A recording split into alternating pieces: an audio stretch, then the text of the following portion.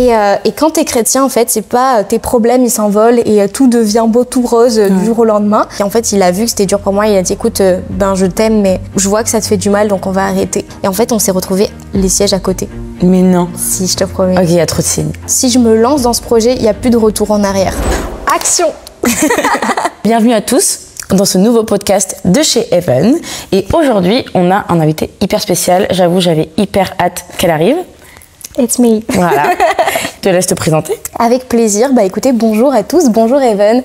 C'est une joie, un honneur de pouvoir être là aujourd'hui et de faire cet épisode de podcast. Alors, pour ceux qui me connaissent, j'ai un amour pour le podcast. Je crois que c'est un de mes formats préférés. C'est le format le plus chill. Bah je crois. Moi aussi, je trouve que ça pousse à la discussion et surtout que c'est tellement pas forcé. Ouais, c'est ça. Que c'est agréable à écouter. On est à la maison, il y a des petits bonbons sur la table. Enfin, vraiment, c'est génial. Et puis, ma présentation. Alors, moi, je m'appelle Léana. Donc Léana Payette, plus connue sous le pseudo Léana Daily sur les réseaux sociaux. Ma DA, un petit peu ma vibe, c'est que je parle des backstage de la vie chrétienne sur les réseaux. Donc un petit peu c'est quoi être chrétien aujourd'hui en 2024. Je fais des vlogs, des vidéos qui nous emmènent en fait dans le quotidien d'un chrétien, d'une chrétienne. Donc c'est un petit peu ça la chose que je fais sur les réseaux sociaux. J'ai 24 ans, je suis mariée depuis 3 ans. Et j'ai épousé l'amour de ma vie, parce qu'on est quand même sur Even, et ici on parle d'amour malgré tout. Exactement. Donc voilà, je suis chrétienne depuis... ça fait des années, j'ai grandi dans une famille chrétienne et j'ai vraiment donné mon cœur au Seigneur autour de l'âge de mes 13 ans. C'était exactement la question que je voulais commencer à te poser, si c'était un héritage familial ou si c'était vraiment une découverte. Devancée. Ouais. Bah, je sais plus quoi faire du coup là. Non mais ouais, je voulais savoir surtout c'était quoi... ton rapport à la foi aujourd'hui, genre comment ça t'aide au quotidien, par exemple. Ce serait quoi une journée, on va dire, dans la peau de Léana Daily? Faut regarder les vlogs. Hein. J'ai sorti une série de vlogs pendant tout le mois d'août où justement je montre un petit peu c'est quoi en parlant de vlog, tu peux peut-être donner ton réseau, enfin tes réseaux, comme ça on peut voir. Vous pouvez me retrouver sur la chaîne YouTube Léana Daily, le compte Instagram Léana Daily ou le podcast Chrysalide Podcast. Donc voilà, et puis pour répondre à ta question, une journée dans ma vie, vous savez, c'est très chill. Comme je disais, moi j'aime vraiment mettre en avant le fait qu'être chrétien, c'est pas être parfait, que dans la vie chrétienne, en fait, c'est la vie normale avec Dieu finalement. Et quand t'es chrétien, en fait, c'est pas tes problèmes ils s'envolent et tout devient beau, tout rose du jour au lendemain. Mais au contraire, en fait, c'est juste la vie de monsieur, madame, tout le monde, avec les problèmes de monsieur, madame, tout le monde, mais avec la perspective de Dieu, en fait. Et t'as vraiment un appui. C'est ça, cet appui. T'as vraiment ce rocher, en fait, qui est là pour toi. Pour moi, Dieu, c'est vraiment le pilier dans la vie du chrétien. Et par exemple, une personne du coup qui est pas forcément croyante, elle va pas avoir cette idée de se dire ok voilà, j'ai des problèmes, je vais aller voir Dieu, je vais aller voir Jésus pour lui en parler. Et je trouve que c'est ça qui fait un petit peu la différence de la vie chrétienne finalement, c'est qu'on n'est pas seul face aux difficultés, on n'est pas seul face aux circonstances de la vie qui parfois peuvent être assez difficiles. Ouais. Voilà. Ok. En fait, ce qui est drôle, aujourd'hui, si tu es là avec nous, c'est que, en fait, faut savoir que Léana et moi, on allait au resto il y a pas longtemps et elle a dit quelque chose, tu as dit quelque chose qui m'a percutée et c'était le fait que tu avais du mal à trouver ton identité, que tu avais eu du mal dans le passé à trouver ton identité par rapport à ta foi et par rapport aux réseaux sociaux et à te montrer pleinement toi-même. Et du coup, je voulais en savoir un peu plus parce que je pense qu'il y a beaucoup de gens qui peuvent relate entre guillemets, surtout des jeunes chrétiens qui osent plus se montrer ou qui osent pas autant se montrer parce que ça peut faire polémique ou ça peut faire parler, etc. Et du coup, je voulais avoir ton avis et savoir comment tu te sens par rapport à ça. Déjà, ça me touche qu'elle ait retenu ce que j'ai dit à table. Quand même. Parce que franchement, on a dit beaucoup de choses. Oui, c'est vrai. Mais ça m'a percuté parce que on est proches en âge et même si peut-être moi j'ai pas le même problème par rapport à l'identité, par rapport à ça, on peut tous avoir des problèmes d'identité quand on est jeune et quand on se cherche. Mais bien sûr, de toute façon, ça m'a percuté. C'est des questions que je pense on se pose tous au moins une fois dans notre vie. Et moi, c'est vrai que le sujet de la foi, c'est un des sujets les plus présents. En fait, j'ai fait vraiment ce choix de me dire, voilà, moi, je veux vraiment tourner toute ma vie vers Dieu. Et j'ai fait ce choix très jeune, j'avais 16 ans en fait, quand j'ai décidé de parler de ma foi sur les réseaux sociaux. Donc pourquoi? C'est peut-être un peu bien de revenir un peu en arrière, on va revenir quelques années avant. Et ce projet-là, en fait, il est né d'une peine de cœur. Ok. Donc Voilà. Un mal pour un bien, on peut dire. Exactement, c'est né d'une peine de cœur. En fait, j'avais 16 ans, j'avais eu vraiment ma première amourette, vraiment. Et ce jour-là, en fait, la personne avec qui on entamait des fréquentations a stoppé le truc. Et je me suis vraiment retrouvée face à ma douleur. Et vous savez, quand on vit des choses comme ça, on peut être un petit peu perturbé, on peut se poser tout plein de questions. Ouais. Mais oui, mais c'est quoi la suite? En fait, qu'est-ce que je vais faire maintenant? Pourquoi moi, etc. Et la question, moi, qui est venue, c'est ok, Seigneur, il s'est passé ça. Maintenant, ça va être quoi la suite? J'ai besoin que tu me donnes quelque chose auquel me raccrocher. Et j'ai surtout besoin d'avoir un peu un sens à ma vie, avoir un but à poursuivre. Et c'est à ce moment-là que j'ai eu une conviction profonde, en fait, dans mon cœur. J'ai vraiment eu cette conviction de me dire, Léana, toi, ce qui brûle en toi, c'est ton amour pour Dieu, c'est ta foi. En fait, tu peux en faire quelque chose de bien pour aider les autres. Et je me suis dit, ok, on va le faire, mais comment, en fait? Je me posais cette question et c'est là que j'ai aussi eu cette conviction qu'il fallait que je le fasse sur les réseaux sociaux. Donc, il faut savoir qu'en 2016, parler de Dieu sur les réseaux sociaux, t'étais un petit peu... Et surtout, t'étais au lycée à ce moment-là? Strange, ouais, exactement. Ok. Et c'était les vacances, meuf. C'était les vacances. C'était un lycée public, donc pas du tout un lycée privé catholique, rien du tout. Et donc, en fait, quand j'ai eu cette conviction dans mon cœur, je me suis dit, bon...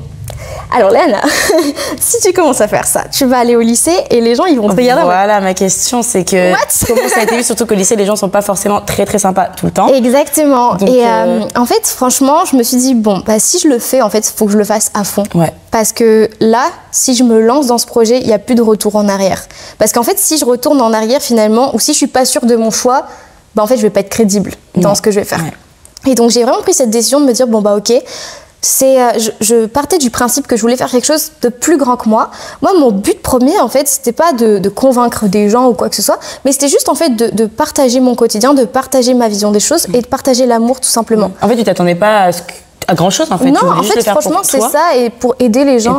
Et je me suis juste dit, tu sais, en tant que chrétien, on n'est pas là pour imposer quoi que ce soit, mais on est là pour partager, tu vois, tout comme une personne peut partager son expérience. Moi, je me suis dit, je vais juste partager ma foi. Les gens qui veulent prendre, ils prennent, et ceux qui veulent pas, ils prennent pas, et tout le monde est le bienvenu, en fait. Et donc, quand je suis arrivée au lycée, ce qui s'est passé, c'est que finalement, à mon grand étonnement, j'ai pas eu de moquerie, j'ai pas eu ce genre de choses. J'ai eu des questions, des gens qui sont venus me voir en mode... La curiosité, finalement. Ouais, j'ai eu beaucoup de désabonnements aussi, parce que sur mon compte Insta, forcément, il y a des gens qui se sont dit, c'est un truc trop bizarre. J'avais un peu l'étiquette de la fille chrétienne un peu bizarre. Ouais, je vois. Mais franchement, j'étais tellement alignée avec ce que je voulais. Et je pense que ça, c'est le plus important, d'être alignée à nos convictions, quelles qu'elles soient, en fait, de ne pas faire des choses en quelles on ne croit pas. Moi, j'étais vraiment convaincue que c'était ma place. Et donc, je me suis lancée, malgré la peur, malgré aussi cette appréhension du regard des autres, parce que c'est toujours effrayant. En fait, j'ai été convaincue parce que pendant les vacances, j'ai commencé en fait par faire des lives sur Periscope où juste je partageais mon témoignage. Et il y a une personne qui regardait mon live, moi on était 3. Voilà. C'est déjà ça, franchement. Mais il y a une personne qui a regardé le live et qui m'a dit, écoute, ce que tu as dit, ça m'a beaucoup touchée, ça m'a encouragée. Et cette personne-là, en fait, elle a décidé de suivre le Christ à partir de là. Ah oui. Et franchement, je me suis dit, waouh, si en fait juste mon histoire, ça peut aider quelqu'un et que ça peut vraiment apporter de l'amour dans sa vie, que ça peut en fait juste changer sa vie dans le bon côté, en fait ça vaut la peine même si c'est genre une personne. T'as souvent des messages de gens qui te remercient et qui ouais, mais franchement, c'est juste hier, j'ai reçu un message d'une personne qui regardait les vlogs, j'avais trop envie de pleurer. Oh non. Mais vraiment, j'étais là en mode, je regardais mon téléphone et j'étais hyper touchée parce qu'elle me disait qu'elle n'a pas grandi dans une famille chrétienne et elle n'a pas beaucoup de personnes qui peuvent la soutenir dans sa foi. Et en fait, elle attend les vlogs tous les jours parce que c'est son petit moment de bonheur avec le Seigneur. Et genre, je me suis dit, mais waouh, en fait, mais franchement, mais vas-y meuf, juste pour toi, en fait, je continue, tu vois. C'est hyper motivant en plus, à continuer à poster des trucs, à continuer à partager ce que tu as à partager. Enfin, non, mais tellement. En fait, franchement, c'est ma raison de me lever le matin. Ouais, vraiment. C'est fou parce qu'en soi, aujourd'hui, je peux faire ça parce que j'ai travaillé pendant 2 ans, j'ai fait des boulots alimentaires.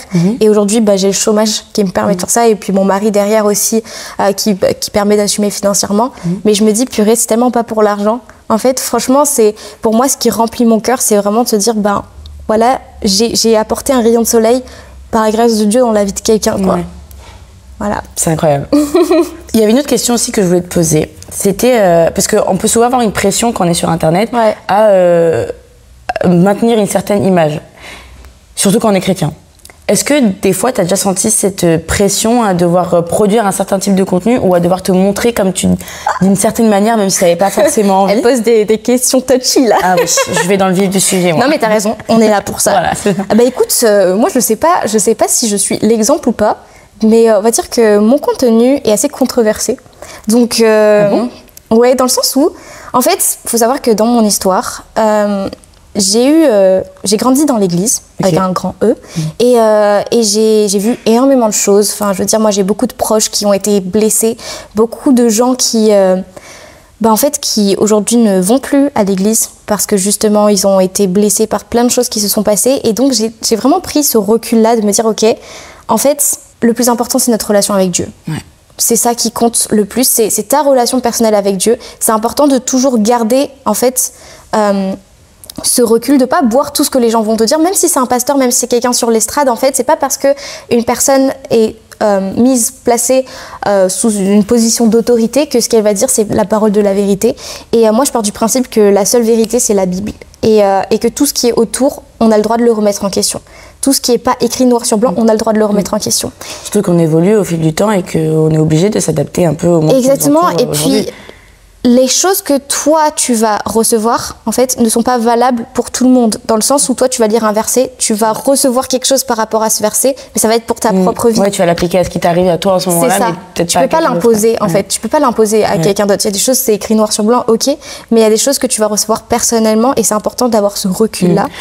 Et pour répondre à ta question, du coup, moi, j'ai pris la décision de ne pas rentrer dans le moule et de ne pas faire du contenu, comment dire, standard. Dans le sens où, typiquement, j'ai fait une vidéo, le titre c'est « Je quitte l'église ». Donc, en fait, dans cette vidéo, j'expliquais les raisons pour lesquelles les gens quittent l'église. Et j'expliquais, en fait, que le cœur de Dieu, en fait, c'est vraiment que les gens soient plus attachés à lui qu'à un bâtiment ou qu'à une institution, même si c'est super important d'aller à l'église parce que c'est là qu'on grandit, que l'église, c'est l'épouse de Christ, etc. Et je prends beaucoup de choses comme ça que je déconstruis. Par exemple, j'ai fait une autre vidéo qui avait bien marché, c'est « On vous a menti ». Et le titre, c'était ça, c'est « On vous a menti ». Ah, je l'ai pas regardé celle-là. Si on vous a dit que devenir chrétien, c'était ne plus avoir de problème, on vous a menti. Si on vous a dit qu'en devenant chrétien, en fait, je sais pas, toutes vos attentes seraient comblées, que Dieu répondrait à chacune de vos prières. Et en fait, c'est important parce que ça sensibilise les gens de se dire, ok, en fait, t'es chrétien, mais ça ne veut pas dire que t'es dans une bulle, tu vois ce que je veux dire? Mais le but, en tout cas, c'est toujours de ramener les gens à Christ et ramener les gens à avoir une intimité avec le Seigneur. C'est le but de chacune de mes vidéos. Moi, je ne veux pas faire des vidéos juste pour faire des vidéos. L'essentiel, c'est vraiment de trouver Dieu, en fait. Quoi. Ouais. Mais tu as déjà reçu un peu de... Enfin, à cause de tes vidéos controversées comme ça, tu as déjà reçu de la haine sur les réseaux, des commentaires négatifs? Je suppose que oui, parce que ça fait longtemps que t'es sur les réseaux. Mais moi, ça me fait pas grand chose en fait. Au contraire, non. J'ai déjà reçu des commentaires méchants, mais ça me fait sourire parce que à chaque fois, en fait, mes abonnés, ils y répondent avant même que je vois. T'as des soldats pour toi. Mais vraiment, et des fois, en fait, je regarde un peu les commentaires que j'ai et je vois un commentaire méchant. Et puis après, tu sais, genre, t'as le lire plus là et tu défiles et tu vois les gens qui répondent et tout. Et moi, ça me touche trop parce que je me dis, en fait, il y a des gens qui sont là et puis le plus important et le message que j'ai envie de transmettre aussi, c'est que on est là pour transmettre l'amour et si je peux me livrer un petit peu. Oui, t'as totalement le droit. Sous une vidéo que j'ai faite pendant les vlogs d'août, du coup, j'ai fait une vidéo sur les musiques que j'aimais parce que les gens me demandaient un petit peu c'était quoi les musiques que je mettais dans les vlogs et j'ai quelqu'un qui a commenté et il a dit waouh, ta playlist tellement pourrie que j'ai failli m'évanouir. Je me confesse, le premier réflexe que j'ai eu, c'est que j'ai commenté et j'ai dit j'espère que tu t'es pas trop fait mal. Et je me suis dit, sarcasme et tout, tu vois. Mais après, tu sais, je suis revenue en arrière, je me suis dit, non, mais j'ai supprimé le commentaire et je me suis dit, non, c'est pas la meilleure façon de répondre et c'est pas un commentaire. En fait, en répondant comme ça, je vais pas inciter les autres à répondre avec amour. Et du coup, j'ai repris mon commentaire et j'ai dit, écoute, on a le droit d'avoir des goûts musicaux différents. Tu peux partager ta playlist si tu le souhaites. En tout cas, t'es le bienvenu, même si tu as des convictions différentes, etc. Et le gars, en fait, il a pas su quoi répondre et il a écrit OK. J'ai cru qu'il allait dire pardon. Non, il a écrit OK. Et bon, après, il a supprimé son commentaire. Il a enlevé. Mais je trouve que c'est une belle façon de voir les choses, de se dire, bah, même si c'est méchant, au final, on est là pour partager l'amour. Mais c'est ce que j'allais dire, c'est fou que tu aies eu la capacité de te rendre compte que c'était pas la manière dont tu voulais faire les choses et que tu pu revenir en arrière, parce que je pense que sur les réseaux, si on reçoit des commentaires comme ça, on peut vite partir en clash. On se pique, t'as envie de piquer, tu vois. C'est ça. Mais c'est pas ça le cœur de Dieu. Ouais. C'est pas ça. Eh ben, bravo pour cette action, parce que je suis pas sûre que j'aurais fait la même chose, mais peut-être que j'aurais fait... Bah après, franchement, je pars aussi du principe que chacun a le droit de donner son avis, en fait. Donc, si t'aimes pas, bah écoute, tant mieux. En fait, si mes vidéos avaient que des commentaires positifs, faudrait se poser la question de, bah en fait, est-ce que ça touche vraiment les bonnes personnes? Après, moi, j'ai jamais vraiment compris l'intérêt des commentaires négatifs. Non, c'est sûr. Sujet, mais moi, je veux dire, je me dis, ces gens-là, bon, on le fait dans le respect la plupart du temps, j'espère que ça encouragera les gens à ne pas dire des trucs méchants, mais je veux dire, même si t'es pas d'accord, tu vois, t'as le droit de le dire. Ouais, mais il y a des manières de dire les choses. Voilà. C'est ça, c'est que moi, je sais que les commentaires constructifs, même si c'est négatif, je les prends. Mais quand ça devient négatif, après, méchant, j'ai jamais eu des commentaires genre avec des insultes et tout ça. Tu vois, je trouve que les gens, ils sont quand même super respectueux. Okay. Et pourtant, j'ai eu des vidéos, elles ont fait des millions de vues, tu vois. Et franchement, ben, quand je regarde les commentaires, il y a des gens qui sont pas d'accord, il y a des gens qui se posent des questions, donc il y a un peu des débats. Mais j'ai pas d'insultes, en fait. Tu penses que c'est la communauté chrétienne qui est comme ça? Ben, je pense, en fait, je sais pas. Après, il y a des non-chrétiens aussi qui regardent mes vidéos. D'ailleurs, j'étais trop touchée. Ouais. J'ai fait une vidéo à un moment donné. Le titre, c'était J'arrête tout. Parce que j'étais hyper en remise en question. Tu sais, genre vraiment, quand tu te remets ta vie en question, tu te demandes est-ce que ça vaut la peine, est-ce qu'il faut que je continue et tout. Par rapport au réseau? Par rapport au vlog que je faisais. Ouais, parce que c'est hyper intense de faire un vlog par jour pendant un mois. Et du coup, j'étais là en mode purée, c'est super compliqué. J'arrivais un petit peu au bout. Je crois que c'était genre...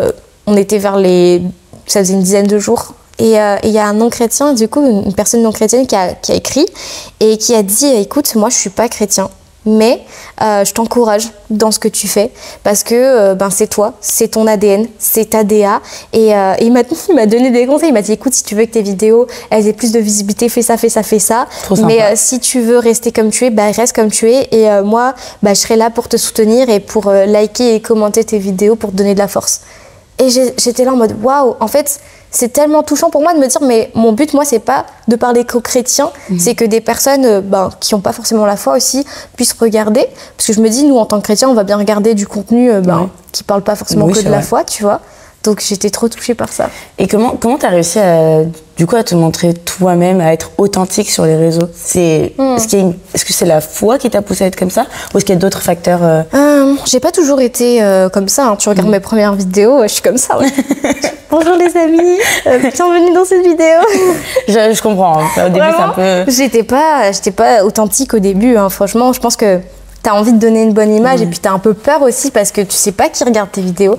Mais aujourd'hui, je suis vraiment arrivée à un stade de ma vie où je me dis, mais les gens, ils ont besoin d'authenticité. Même moi, tu vois, j'ai vraiment besoin de me dire, en fait, montrons la vraie vie, parce qu'il y a un peu ce côté aussi, chez les chrétiens, avec un grand C, ce côté un petit peu de, on veut paraître trop parfait, on veut pas montrer nos erreurs, on veut pas montrer nos failles, on a envie de montrer cette image un peu lisse de la foi. Et pour moi, c'est pas ça être chrétien, tu vois.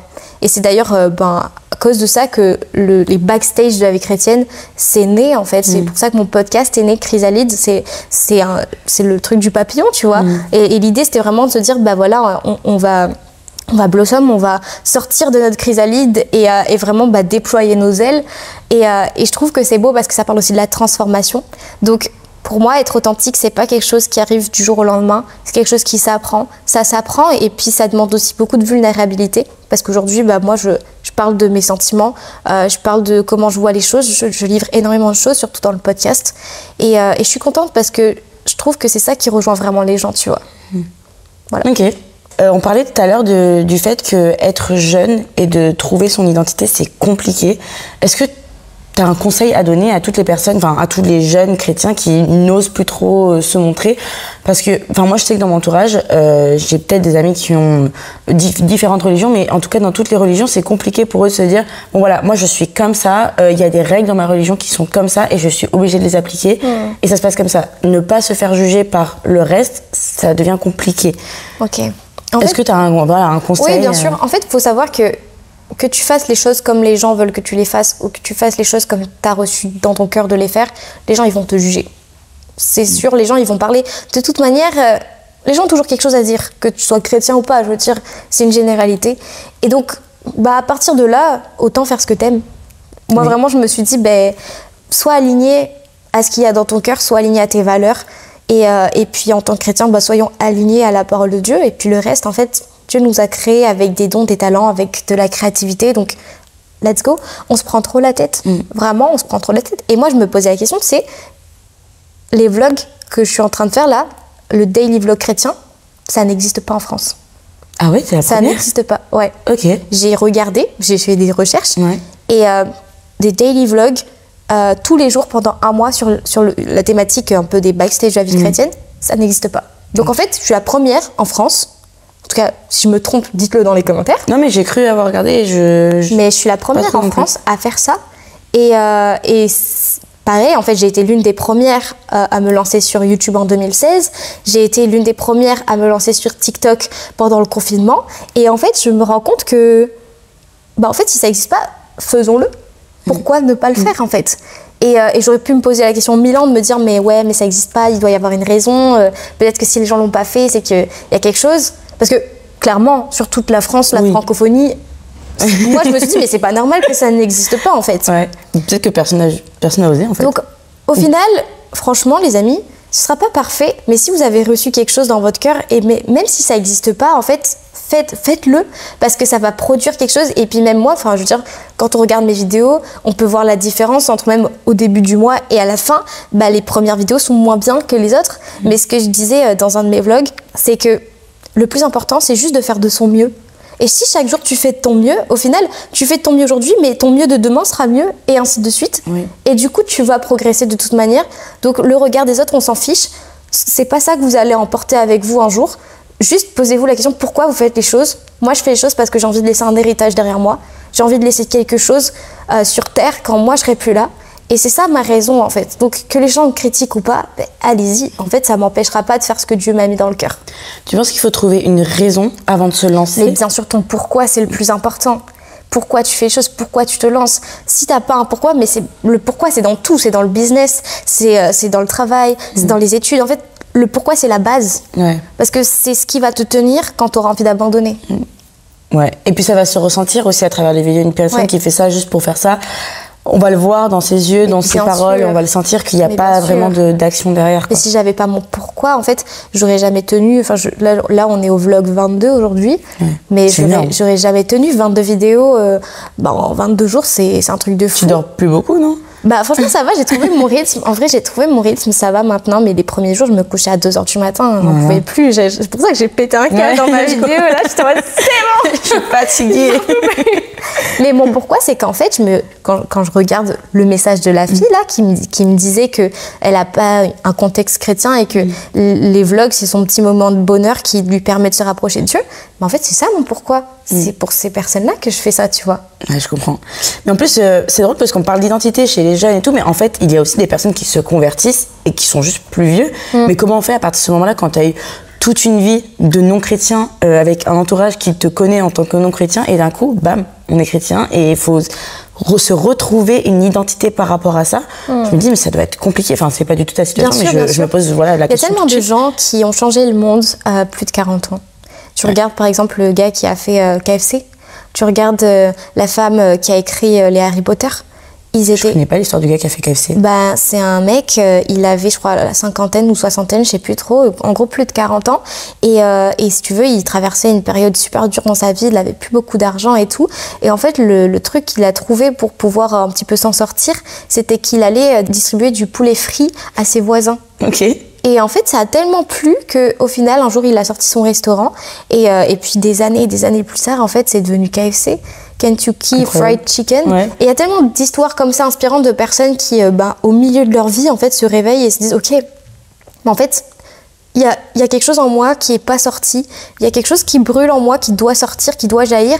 Et même si, j'ai déjà vécu la moitié de ma vie, il faut que je fasse quelque chose. Je peux pas partir en fait sans que ce truc il soit sorti de mon cœur, tu vois. Je sais pas si ça répond un peu à ta question. Si, c'est ça. Mais il est jamais trop tard. Ouais. Il est jamais trop... Jésus, quand tu parles de Jésus, bah, il a commencé son ministère, il avait 30 ans. Tu vois, 30 ans. Donc, bon, bah, ça peut être jeune pour certains, mais je veux dire, il a eu toute une vie avant, tu vois. Et pourtant, c'est dans les 3 dernières années de sa vie qu'il a fait les plus grands miracles, qu'il y a eu toutes les foules qui ont suivi. Jésus, avant, bah, il n'était pas si connu, tu vois. En fait, il faut surtout pas que les gens se mettent la pression à vouloir tout faire trop jeune. Il faut se laisser le temps de découvrir aussi comment on est par rapport à notre foi, comment on avance par rapport à ça, comment ça s'applique à notre vie. Et je pense qu'il y en a beaucoup qui essayent Enfin, c'est jamais trop tôt, mais il faut se laisser le temps aussi, je trouve. Exactement. De savoir faire et de... Il y a un verset dans la Bible qui dit qu'il y a un temps pour tout et que toute chose est bonne en son temps. Ça veut dire que peut-être que toi, ton temps, bah, c'est dans 10 ans. Avant, il y a une chose que j'ai pas dite, mais avant que mes réseaux sociaux fonctionnent vraiment, ça a mis 7 ans. Pendant 7 ans... Tu as eu la patience pendant 7 ans de... Eh ben, en fait, j'ai pas eu le choix. Ouais. Parce que c'était ce qui brûlait en moi. Donc en fait, chaque jour, je faisais un pas de plus. Et enfin, si on parle de chiffres, mes réseaux, ils stagnaient à 3000 abonnés pendant des années. Et pour moi, franchement, j'étais trop heureuse. Je me disais, bon, bah voilà, bien sûr que j'espère que ça va grandir, mais je prenais soin de mes 3000 abonnés. Je me disais, bah, les gars, en fait... eux, ils sont là, quoi. C'est ça, on va grandir ensemble, on va évoluer ensemble, et c'est ça qui compte. Et je me disais, en fait, que Dieu ne nous donnera jamais plus que ce que on peut supporter, ce qu'on peut porter. Et puis en 2023, quand on est arrivé sur Bordeaux, le Seigneur a vraiment mis cette conviction dans mon cœur de me mettre à temps plein sur les réseaux. Et en 7 mois, mon compte est passé de 3000 abonnés à 40 000. Ça fait waouh. Tu vois? Parce qu'en fait, j'étais arrivée à un stade de ma vie où je pouvais porter plus. Donc 7 ans, les amis, c'est énorme. Mais en même temps, ça peut être rien pour certaines personnes qui attendent pendant 20 ans, 30 ans. Donc juste, il y a le temps de Dieu. Et Dieu ne nous demande pas de faire plus que ce qu'il nous donne chaque jour. Donc si on fait du mieux que l'on peut avec ce que l'on a au quotidien et qu'on marche selon la conviction que Dieu a placée dans notre cœur, bah en fait, on n'a pas besoin de faire plus et le reste arrivera en son temps. En parlant des choses qui arrivent plutôt tôt, il me semble que tu t'es mariée il y a combien de temps? 3 ans. Il y a 3 ans, ce qui était plutôt jeune du coup. Ouais. Mais comment tu as su que c'était le bon? Parce que aussi, pareil, je trouve qu'il y a une pression, surtout pour les femmes, à se marier vite dans l'église, à se marier, enfin voilà, à avoir des enfants, à se marier, à trouver le bon. Toi, t'as eu de la chance à trouver le bon. mais voilà, il me semble que c'était assez tôt. Et comment ça s'est passé? Comment tu as su que c'était la bonne décision, la bonne personne et que c'était le bon moment surtout? Moi, je suis convaincue qu'il n'y a pas une seule bonne personne pour nous. Ok, je pas d'âme sœur. Bah, en fait, pour moi, je pars du principe qu'il y a des potentielles personnes qui peuvent être bonnes pour nous, des potentiels partenaires de destinée, mais que Dieu nous laisse le choix. Ok.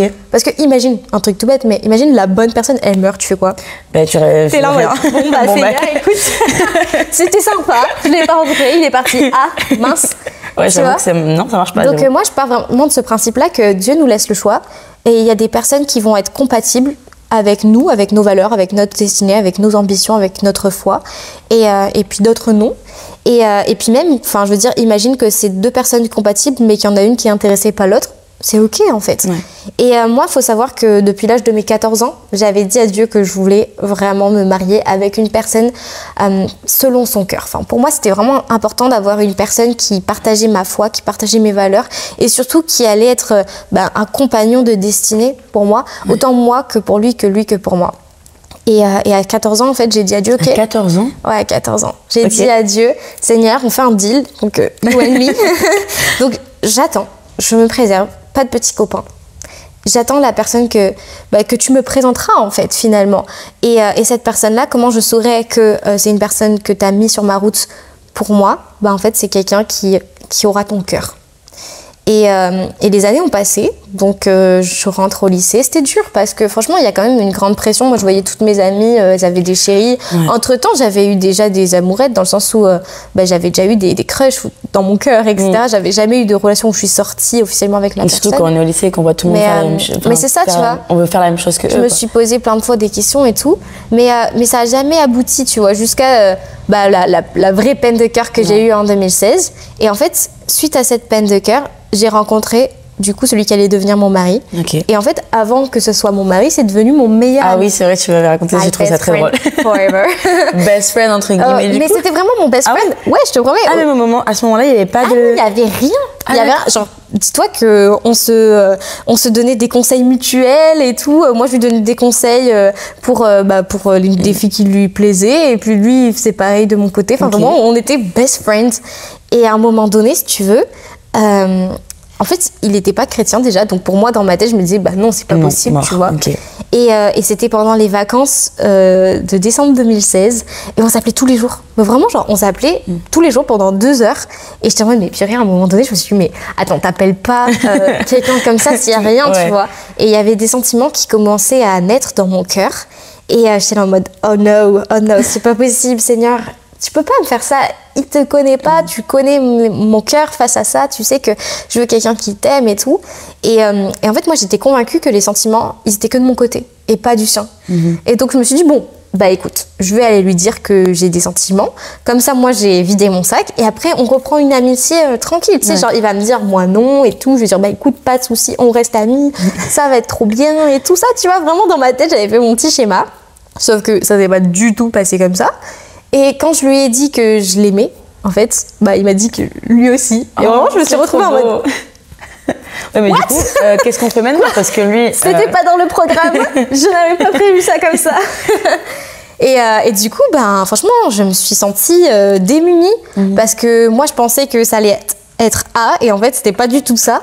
Et là, je suis rentrée dans un processus où j'étais vraiment, étirée. En fait, j'avais cette sensation de devoir choisir entre mon cœur et ma foi. Ouais. Et c'était super dur. Ouais. Et en fait, on a fait un peu le yo-yo pendant quelques mois. Et à la fin, en fait, vraiment, si tu veux, genre, je lui disais que oui, le jour. Et puis après, quand je rentrais chez moi et que je réfléchissais, je lui disais, mais en fait, on peut pas. Et en fait, je faisais ça, je partais, je revenais. Et lui, franchement, mais c'est le genre de personne qui a un cœur de ouf, même si elle a pas le Seigneur. Bah, vraiment, genre, moi, c'est mon mari, tu vois. Même avant d'avoir Dieu, c'est genre, il lui manquait que ça, tu vois. Et du coup, j'étais là en mode, mais Seigneur, il a tout, je comprends pas. Enfin, je veux dire, il lui manque que toi. Pourquoi, tu vois? Et c'était tellement dur qu'à la fin, c'est lui qui en fait, il a vu que c'était dur pour moi. Il a dit, écoute, ben, je t'aime, mais je vois que ça te fait du mal, donc on va arrêter.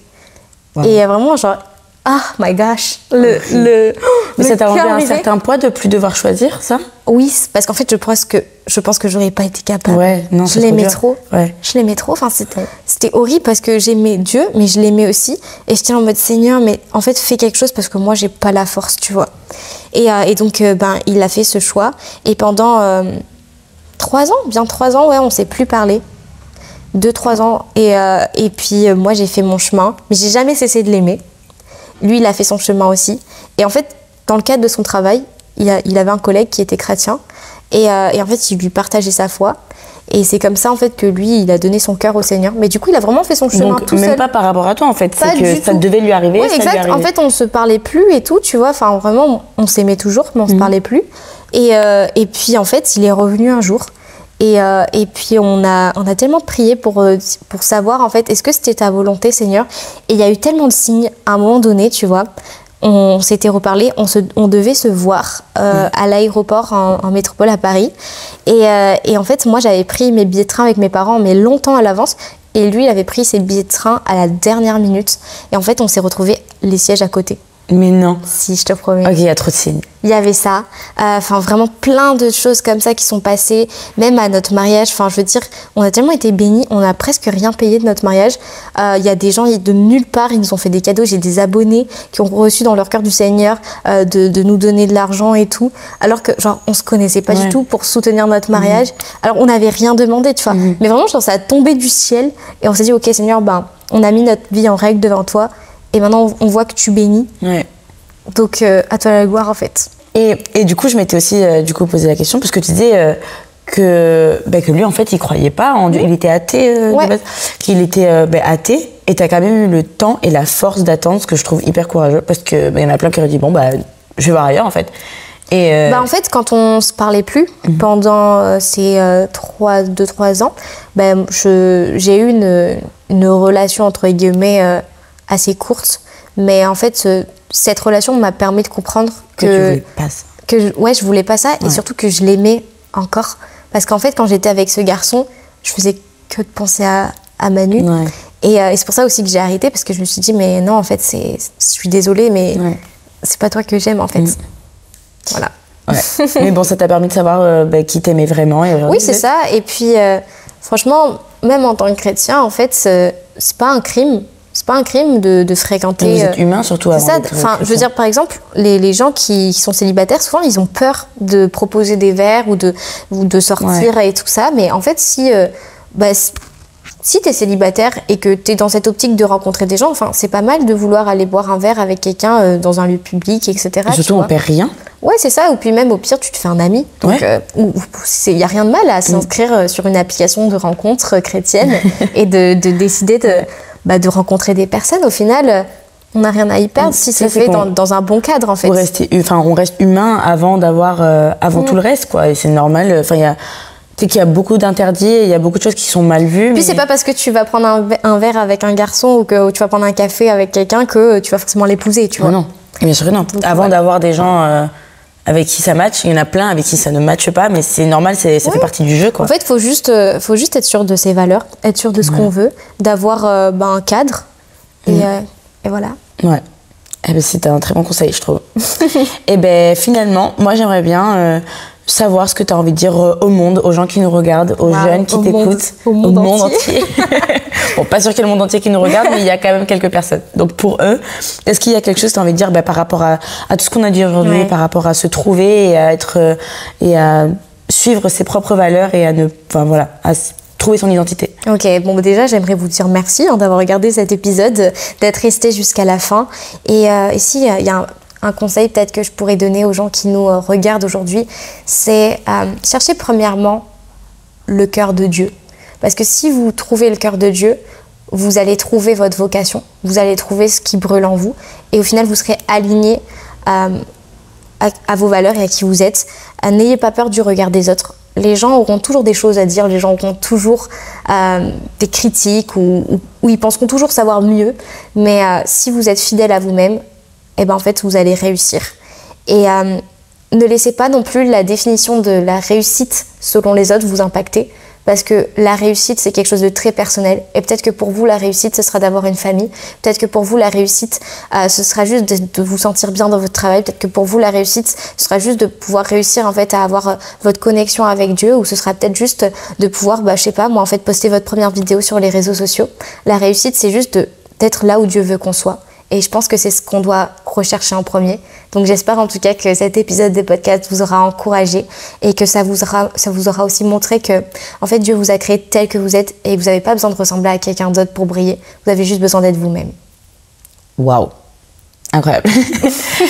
Et ben voilà, ça signe la fin de notre podcast déjà. Enfin, ça fait genre 40 minutes, c'est passé. N'hésitez pas à mettre un petit like si vous avez aimé l'épisode, à vous abonner et à partager aussi au maximum. Et il y aura de toute façon les liens vers tous tes réseaux dans la description. Regardez les vlogs d'août parce que je pense que ça peut beaucoup vous aider.